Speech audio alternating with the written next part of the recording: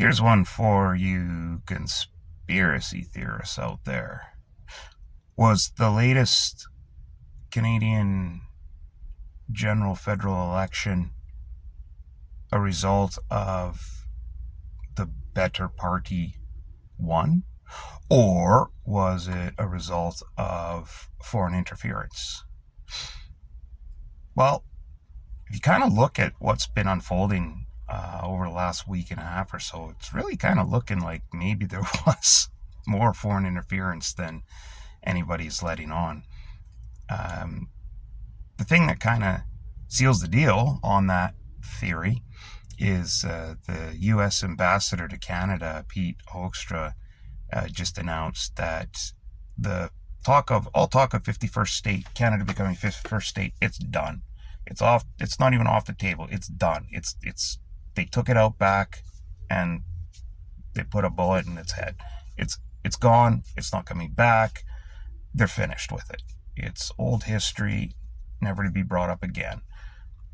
The caveat being, President Trump is a bit of a jokester, and he likes to keep the mood light. So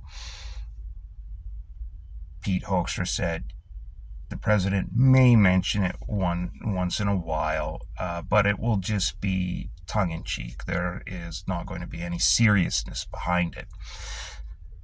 Well, there's a ton of retarded people out there that voted for the Trudeau-Carney Liberals simply because of the big, bad, mean orange man from the South. They got in their head that the U.S. was coming. The U.S. was coming. They were going to come steal your children in the night. They were going to steal your house right out from underneath you. It was going to happen. It was inevitable.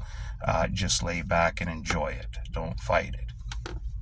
And so these people voted, and these people being boomers, and I mean the voting statistics prove that out. That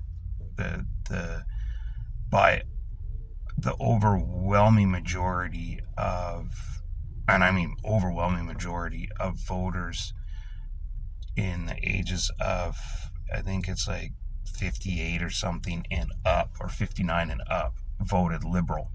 It's pretty darn clear that all of this BS rhetoric of the big, scary, mean man from the South got into the heads of all these boomers. And they looked at it because they don't have any other cares in their life. Their houses are paid for. They've got good pensions. They live in upscale neighborhoods, affluent neighborhoods, so they're not affected by crime or rampant, unchecked, unvetted immigration. So none of the issues that affect real, like, day-to-day Canadians, their day-to-day lives, none of those issues affect the boomers. So they had to fabricate one. They make one up. And that was annexing Canada and making it the 51st state. Well, how do you get there? Well, first you got to put a puppet in place, and that comes in the form of a 4'8" hobgoblin that looks like a mix between Count Chocula and Frankenberry. You get him installed, and you can pretty much steer the country in any way you'd like.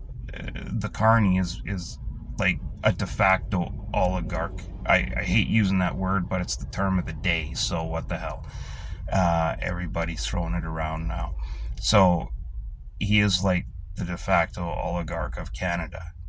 He spent his entire career influencing governments to alter policies that would favor his investment companies, his eventual investment companies, his private investments.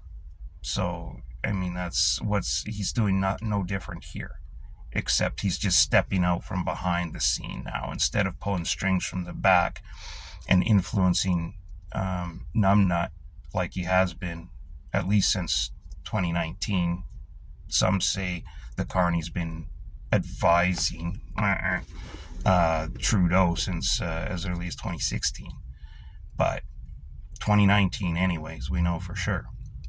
He's officially been a senior advisor to Trudeau. So when Trudeau became too unpopular, the carney realized he wouldn't be able to get any of his green agenda BS put through anymore because everyone was turning. So he had to step into the spotlight himself. And it's also no secret that the Carney and Donald Trump have been acquaintances, at the very least, for a number of years, decade plus, probably longer than that. So last year, the Carney moves his offices, decides that he's going to move Brookfield's offices to New York to be closer to Donald Trump because his offices are there. The writing on the wall by September was pretty clear that Donald Trump was going to be the president. And so it was a good move on the Carney's part, even though the Carney says he didn't have anything to do with moving the company to New York. I mean, if you consider it from the point of view that did he physically pick up a desk and move it? No, of course not. That guy couldn't pick up a desk chair, let alone a desk. So in that sense, no, he didn't have anything to do with moving the office to New York. However, he was the one that came up with the idea. He's the one that addressed the board himself directly. He's the one that drafted the letter, signed it, and issued it to all the stakeholders that said, we're going to be moving the offices to New York City. So long, Canadian employees. Hope you have fun in the employment insurance line. And why would he move them there? Well, be closer to Donald Trump, of course. So all his offices are there. Donald Trump is a real estate magnate. He builds stuff. The Carney, they invest in things like that. They operate stuff. It's a match made in heaven. Now they're going to be next door to one another. The Carney was just looking at getting invited to Mar-a-Lago once in a while for a nice barbecue, and boom, look at where he is now. So you still need to get the Carney in. So how do you do that? Well, Trump says, hey, leave that to me. You moved your offices here. That's good. I'll return the favor. I'll make sure you get elected. And he starts the whole rhetoric BS with Canada becoming the 51st state.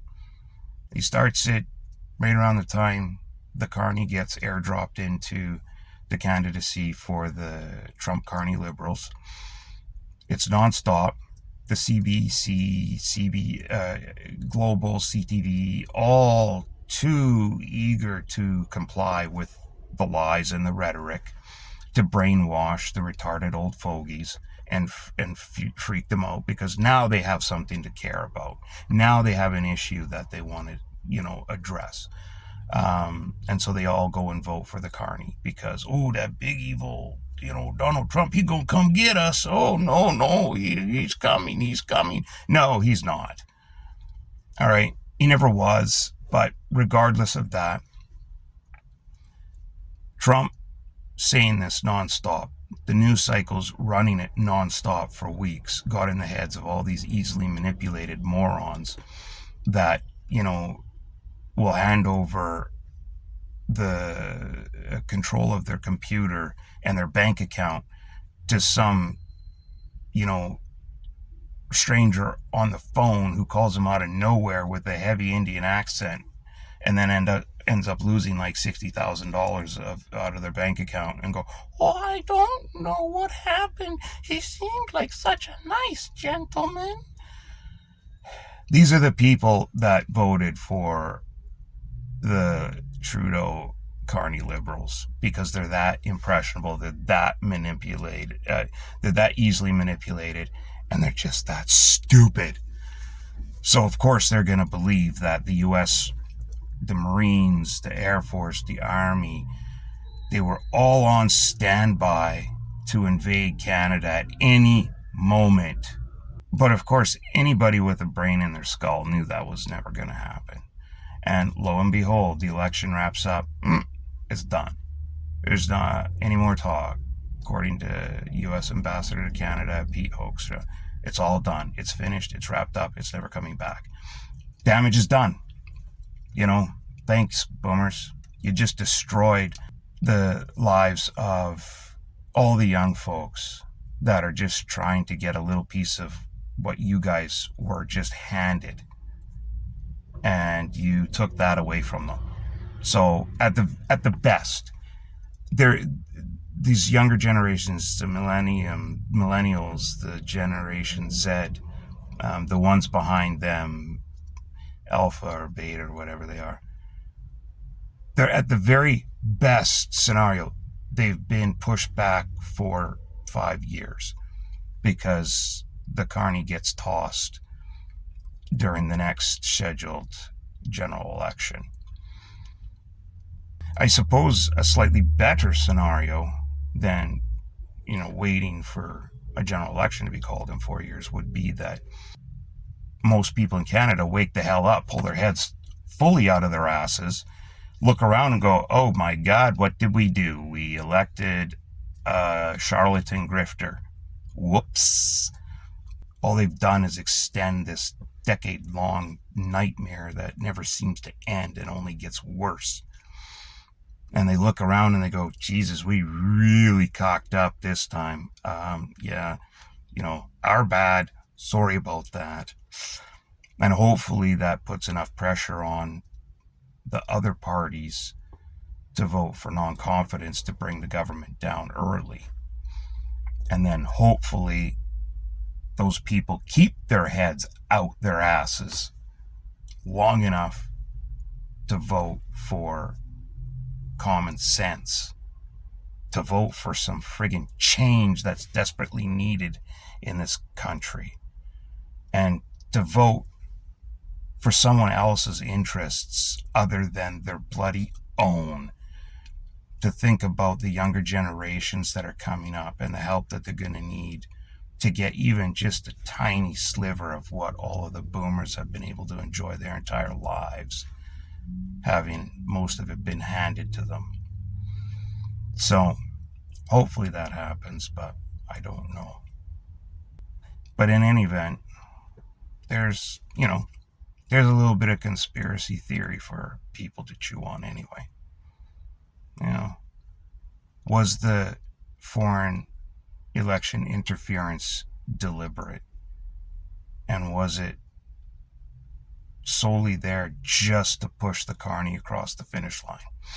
Because looking at the fact that the best that they could muster was 43% popular vote and a minority mandate, that tells you right there that had Trump not interfered, had he not said anything about this whole 51st state nonsense, there's no doubt in my mind that we would, at the very, very least, be looking at a flip scenario where you have a conservative minority government. But I think it's quite possible that we would have had a small majority conservative government. It would have been close, but it still, I believe it would have been a majority government. But I mean, I don't see how you can look at that any other way other than simply foreign interference in our election. And Donald Trump's even said as much. He's gloated about it, right? He said, oh, I'm glad that I had an impact on the outcome of the election. He praises the carney. He loves the carney because he's such a little pussy and such a pushover. Again, the carney's whole platform was, I'm going to be so tough, I'm not going to talk to Donald Trump until he apologizes and promises never to say anything about the 51st state again. Yeah, the carney goes there, sits there, says nothing, looks like an idiot, totally caves, doesn't defend anything that he said he was going to defend, doesn't attack on any of the points that he said he was going to attack on. But then afterwards, when he has his own little press conference outside of any of Donald Trump's people or Donald Trump himself, then his big mouth starts shooting off about, oh, I was really tough. I said to him, I says, you shouldn't do that anymore. You talking about that whole 51st state stuff, that scares people. You shouldn't do that anymore. That's what I says to him. Sure you did, guy. Sure you did. Just like Trudeau, in front of Donald Trump, he's like, oh, yes, Mr. Trump. No, Mr. Trump. Thank you, Mr. Trump. And as soon as he's like in the air back on his jet or far enough away, he's like, oh yeah, oh, you should have saw what I said to Donald Trump. I was so mean to him, and I did this and I did that. I'm like, sure you did, little Trudeau. Sure you did. But anyway, like I said, that's the conspiracy theory, that they were all in it all along. Trump and the carney were going to form an alliance between the Trump's real estate business and the carney's Brookfield assets business, and that's why they moved Brookfield assets to New York, and why they put why they installed him as prime minister, so he could change Canada's laws and everything and force us down the god awful shithole that is green energy and carbon capture and carbon credit BS, where Canada will fail to be any kind of a recognizable nation, and it'll be just basically a glorified like trading house, a broker for polluting companies to buy and sell and trade carbon credits. It's so ridiculous. Yeah, so, yeah, anyway, something to think about. Or not. I really don't care.